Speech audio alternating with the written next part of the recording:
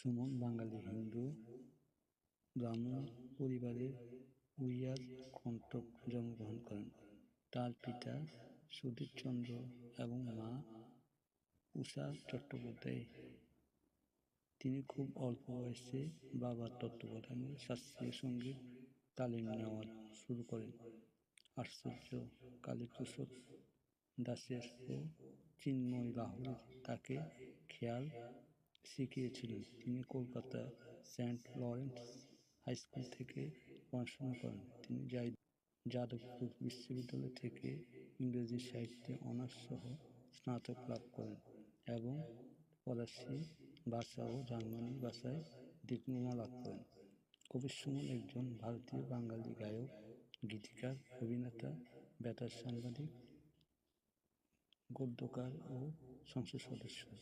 তার পূর্ব নাম সুমন চট্টোপাধ্যায়। 2000 সালে বাংলাদেশি সঙ্গীত শিল্পী সাবিনা ইয়াসমিনকে বিয়ে করেন। বিয়ে করার জন্য ইসলামের ধর্মে ধর্মান্তরিত হন। সুমন একজন বিশিষ্ট আধুনিক ও রবীন্দ্রসঙ্গীত শিল্পী। 1992 সালে তার তোমাকে চাই অ্যালবামের মাধ্যমে তিনি বাংলা গানে এক নতুন ধারার প্রবর্তন করেন। তার স্বাক্ষরিত গানের অ্যালবামের সংখ্যা 15টি।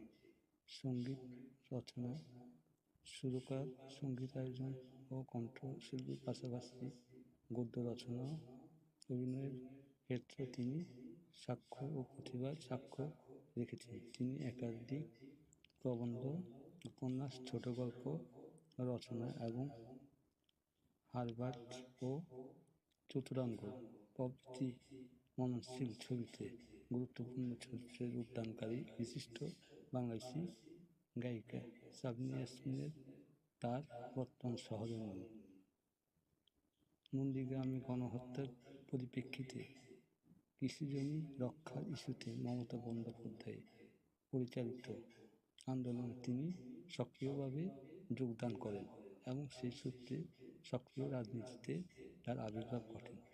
2009 সালে তৃণমূল কংগ্রেসের টিকিটে যাদবপুর লোকসভা কেন্দ্র থেকে দেশের পঞ্চদশ লোকসভা নির্বাচনে অংশগ্রহণ করেন এবং জয়লাভ করে উক্ত কেন্দ্র থেকে সংসদ নির্বাচিত হন।